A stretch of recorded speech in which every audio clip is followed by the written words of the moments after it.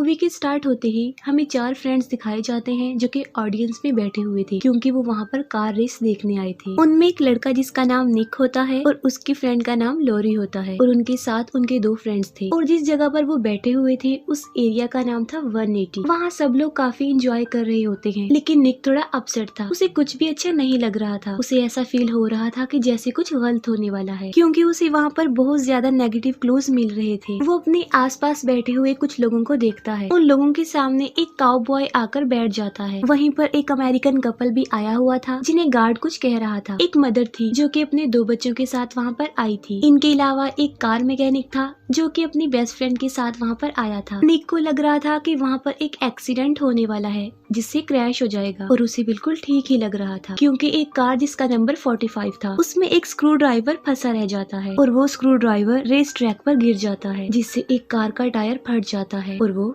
Crash हो जाती है। एक टायर उस मैकेनिक की फ्रेंड के ऊपर आकर गिरता है जिससे वो मर जाती है। सब लोग घबराहट के आलम में इधर उधर भाग रहे थे। रेस ट्रैक पर सारी कार एक दूसरे से टकरा रही थी और उनके टुकड़े दूर दूर आकर गिर रहे थे, जिससे उस अमेरिकन कपल की भी डेथ हो जाती है। एक कार इंजन उन बच्चों की मदर पर आकर गिरता है जिससे वो क्रश हो जाती है और वहीं पर मारी जाती है। वो मैकेनिक भाग रहा होता है और एक बहुत बुरे तरीके से उसकी भी मौत हो जाती है। उसके बाद वो काउबॉय मरता है। निक के फ्रेंड्स भाग रहे होते हैं और उनके ऊपर छत गिरने से वो भी मारे जाते हैं। वहाँ पर एक बहुत बड़ा ब्लास्ट होता है जिससे लॉरी और सिक्योरिटी गार्ड मारे जाते हैं और वहीं पर निक की भी डेथ हो जाती है। और तभी निक फौरन सेंसेस में आ जाता है और यहाँ पर निक को समझ नहीं आ रही थी कि आखिर उसने ये क्या देख लिया है। और तभी वही काउबॉय आकर उनके सामने बैठ जाता है। सब कुछ एग्जैक्ट वैसे ही हो रहा था जैसे कि उसने अभी देखा था, यानी उसने फ्यूचर देख लिया था। और निक को पता होता है कि अब क्या होगा, यानी वहाँ पर एक्सीडेंट होगा और क्रैशेस होंगे। और रियल में भी जिस कार का एक्सीडेंट होना था उसका नंबर भी 45 होता है। निक बहुत ज्यादा डर जाता है और घबराते हुए कहता है कि यहाँ पर क्रैश होने वाला है। अक्सर लोगों को उसकी इस बात पर गुस्सा आ जाता है और वो उसे बुरा भला कहने लगते हैं। उसके पीछे बहुत सारे लोग स्टेडियम से बाहर आ जाते हैं, लेकिन इससे पहले कि वो उससे कुछ कह पाते उसका कहा सच हो जाता है और अंदर सारी कार क्रैश हो जाती है। उस अमेरिकन की वाइफ अंदर ही फंस गई थी और वो अंदर जाने की कोशिश करता है, लेकिन सिक्योरिटी गार्ड उसे जाने नहीं देता, क्योंकि क्रैश की वजह से पूरा स्टेडियम उसकी लपेट में आ गया था। सब लोग काफी डरे और घबराए हुए होते हैं। तभी अंदर से उड़ता हुआ एक टायर आता है और उस मैकेनिक की फ्रेंड को कुचलकर मार डालता है और वो लोग देखते ही रह जाते हैं कि ये क्या हो गया। उस इंसिडेंट की अगली रात एक मेमोरियल रखा जाता है उन लोगों की याद में जो इस एक्सीडेंट में मारे गए। निक और लॉरी भी वहाँ पर जाते हैं जहाँ उन्हें अपने जैसे बाकी सर्वाइवर्स भी मिलते हैं। वो अमेरिकन अपनी वाइफ की डेथ का रिस्पॉन्सिबल गार्ड को समझ रहा था, क्योंकि उसने अंदर जाने जो नहीं दिया था। उसकी बातों से लग रहा था कि वो काफी गुस्से में है और वो अपनी वाइफ की डेथ का बदला जरूर लेगा। रात को भी निक को एक विजन दिखाई देता है जिससे वो डर जाता है और जाग जाता है। उसने अपने विजन में कुछ आग जैसा देखा था और उसे समझ नहीं आ रही थी कि ये क्या है। दूसरी तरफ वो अमेरिकन काफी नशे में था और वो उस गार्ड के घर जाता है। वो ट्रक को ऑन ही छोड़कर गार्ड के घर में जा रहा था। तभी अचानक से बियर कैन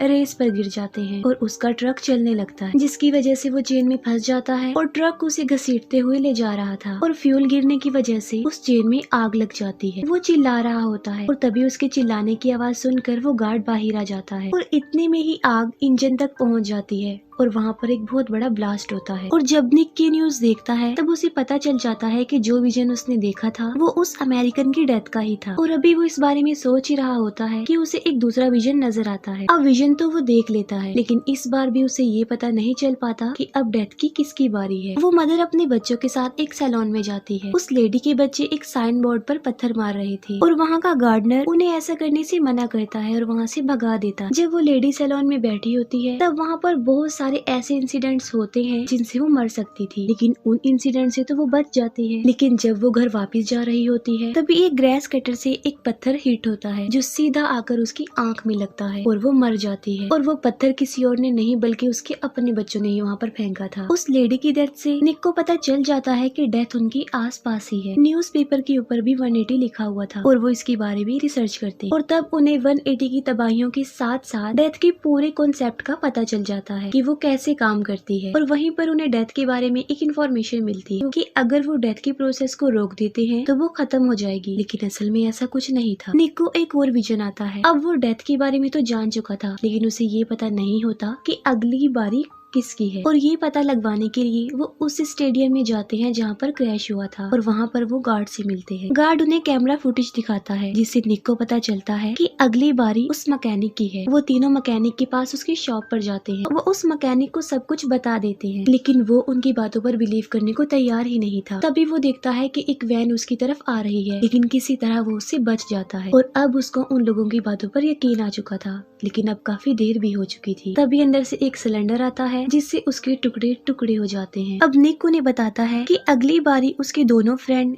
यानी हंट और जेनेट की है। निक को फिर से एक विजन आता है जिससे उसे पता चलता है कि उन दोनों की डेथ पानी की वजह से हो। तब उन्हें एक प्लान आता है और वो सोचते हैं कि हंट के पास निक जाएगा और जेनेट को बचाने के लिए लॉरी और वो गार्ड जाएंगे। जेनेट जो कि कार वॉश एरिया में थी और हंट एक वाटर पार्क में आया हुआ था। जेनेट कार वॉश में जा रही होती है लेकिन किसी खराबी की वजह से उसकी कार बीच में ही फंस जाती है। अब सारे डोर लॉक थे तो वो बाहर भी नहीं आ सकती थी और किसी को कॉल भी नहीं मिला सकती थी क्योंकि वहाँ पर सिग्नल्स नहीं आ रहे थे। और यही नहीं बल्कि उसकी कार का सनरूफ भी खराब हो गया था। तब सनरूफ तो थोड़ा सा खुल जाता है लेकिन उसके ऊपर एक पाइप टूट जाता है और सारा पानी कार के अंदर आने लगता है। दूसरी तरफ हंट का फेवरेट कॉइन स्विमिंग पूल में गिर गया था और हंट उसे लेने के लिए पूल में चला जाता है। हंट देखता है कि जिस होल में से पानी ड्रेन हो रहा है उसका कॉइन वहाँ गिर गया है और हंट उस ड्रेन होल में फंस जाता है। उन दोनों ने पानी से ही मरना था और वो दोनों बुरी तरह पानी में फंस गए थे। जेनेट की पूरी कार पानी से भर गई थी और वो किसी तरह बड़ी मुश्किल से अपना सर सनरूफ से बाहर निकाल लेती है। जेनेट सोच रही थी कि अब वो शायद बच सकती है क्योंकि अब तो वो आसानी से सांस भी ले रही थी लेकिन तभी अचानक से वो कार स्लोप चलने लगता है और जेनेट को अपनी मौत अपने सामने ही नजर आ रही थी। लेकिन लॉरी बिल्कुल ठीक टाइम पर वहाँ पहुंचकर उसे बचा लेती है। वो अपनी कार से उसकी कार को रिवर्स करके उसकी जान बचाने में कामयाब हो जाते हैं। अब जेनेट को तो बचाने में वो लोग कामयाब हो जाते हैं लेकिन हंट अभी तक वहाँ पर फंसा हुआ था और निक भी वहाँ पर पहुँच जाता है लेकिन वो हंट को नहीं ढूंढ पाता और हंट की बहुत बुरे तरीके से मौत हो जाती। अब यहाँ पर तो हंट मर गया और जेनेट बच गई तो अगली बारी उसी गार्ड की थी। अब वो गार्ड इस दुनिया में बिल्कुल अकेला था इसीलिए उसे अपनी डेथ से ज्यादा फर्क नहीं पड़ रहा था क्योंकि उसकी फैमिली मर चुकी थी और उसे भी जीने का कोई शौक नहीं था। लेकिन लॉरी और निक को एक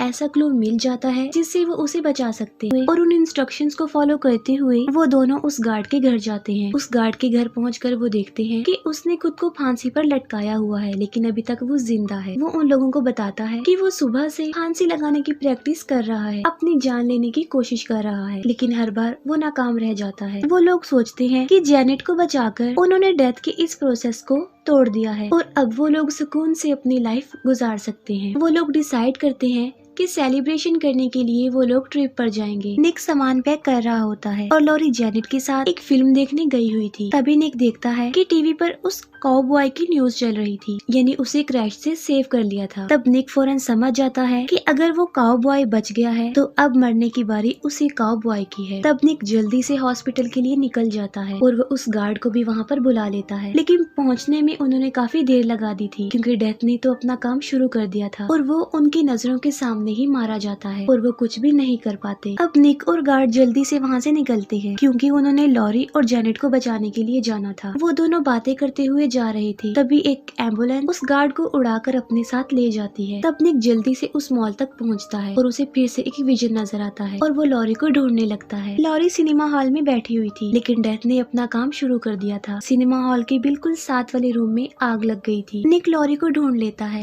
वो उन्हें बताता है कि मौत का ये खेल अभी तक खत्म नहीं हुआ है और बेहतर होगा कि उन्हें वहाँ से निकलना चाहिए। लेकिन जेनेट उनके साथ जाना नहीं चाहती थी और वो वहीं बैठकर मूवी एंजॉय करती है। तभी मूवी में ब्लास्ट होता है और वो ब्लास्ट रियल बन जाता है जिससे जेनेट भी मारी जाती है और अगली बारी लॉरी की है। वो उस मॉल से निकलने की कोशिश करते हैं लेकिन ब्लास्ट की वजह से पूरा माल उसके पेट में आ गया था। लॉरी का पाँव एक्सीलेटर में फंस जाता है और वो निक के सामने ही मर जाती है और तभी निक फौरन से सेंसेस में आ जाता है यानी एक बार फिर से उसने फ्यूचर देख लिया था और वो उस गार्ड के साथ उस हॉस्पिटल से बाहर आ रहा होता है। वो गार्ड उसे बातें करते हुए चल रहा होता है। अब गार्ड के साथ क्या होने वाला है ये निक जानता था लेकिन इससे पहले कि वो खुद को संभाल पाता वो एम्बुलेंस उस गार्ड को उड़ाकर अपने साथ ले जाती है। अब निक मॉल में जाता है और वो सिनेमा हॉल में जाने की बजाय उस रूम में चला जाता है जहाँ पर आग लगी हुई थी, क्योंकि वो सब लोगों को बचाना चाहता था। वो आग बुझाने की कोशिश करता है जिससे वो जख्मी हो जाता है, लेकिन इसके बावजूद भी वो आग बुझाने में कामयाब हो जाता है। और यहाँ पर वो सोच रहा था कि उसने इतने सारे लोगों की जान बचा ली है। इसके बाद हम सीधा 2 हफ्ते के बाद का सीन देखते हैं। वहाँ पर हमें एक बस दिखाई जाती है जिसके ऊपर 180 लिखा हुआ था। वो एक कैफे में बैठे हुए थे और उस कैफे का नाम था डेथ बाय कैफीन। और वहाँ पर भी निक को बहुत सारे नेगेटिव क्लूज मिल रहे थे, जिन्हें देखकर वो फिर से अपसेट हो जाता है। उन क्लूज को देखकर निक फौरन समझ जाता है कि उसने कुछ भी चेंज नहीं किया और ना ही उसने इतने सारे लोगों की जान बचाई, बल्कि ब्लास्ट तो होना ही नहीं था। यहाँ पर डेथ ने उसके साथ एक प्रैंक किया था, क्योंकि डेथ उन लोगों के अकॉर्डिंग नहीं चल रही थी, बल्कि वो डेथ के अकॉर्डिंग चल रहे थे। वो ये सोचने पर भी मजबूर हो जाता है कि अगर वो इस कैफे में बैठे हुए हैं तो ये भी डेथ का एक प्लान हो सकता है। अभी बस वो ये कहता ही है कि एक ट्रेन आकर उन तीनों को कुचल डालती है और वो तीनों भी मारे जाते हैं और उनकी डेथ के साथ ही ये मूवी यहीं पर एंड हो जाती है।